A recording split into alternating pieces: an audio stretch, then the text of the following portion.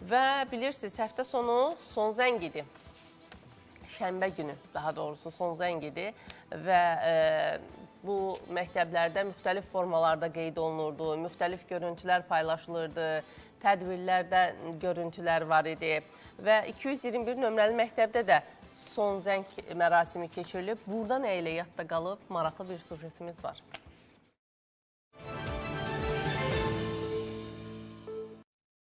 Azərbaycan məktəblərində 113 min şagird üçün son zəng çalındı. Elə biz də çəkilişimizi 221 nömrəli məktəbdə davam etdiririk.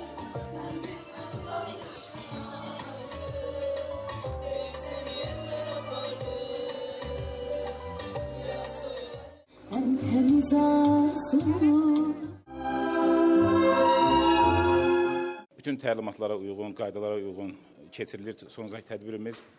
Son zəng tədbirində şəhid analarımız, Müdafiə Nazirliyinin hərbi orkestri, o cümlədən də Xətai rayon icra hakimiyyəti, o cümlədən Bakı Şəhər Təhsil İdarəsinin nümayəndələri iştirak edir.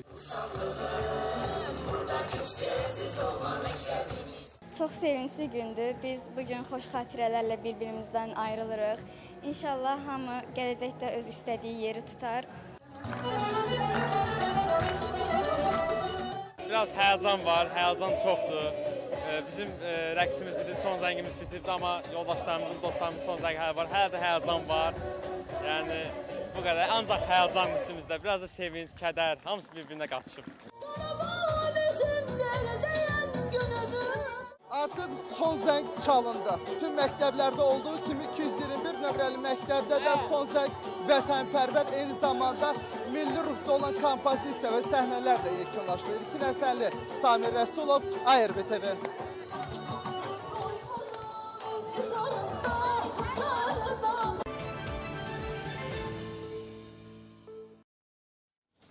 Həyatlarının yeni mərhələsinə qədəm qoyurlar. Artıq azaddılar özlərinə görə. Məktəb bitəndə bir rahatlıq gəlir də, xilas olmuş kimi hiss eləyirlər. Amma bununla bərabər əlbəttə ki, həyəcan da var. Çünki yeni bir mərhələ başlayır. Bəziləri universitetə qəbul olurlar, bəziləri digər peşə sahələrinə yönəlirlər. Hansısa bir formada həyatlarına artıq özləri üçün bir yol cızıblar və o yola uyğun həyatlarını davam etdirəcəklər. Hər birinə uğurlar arzuluyuruq, zehin açıqlığı arzuluyuruq tələbə adını qazananlara.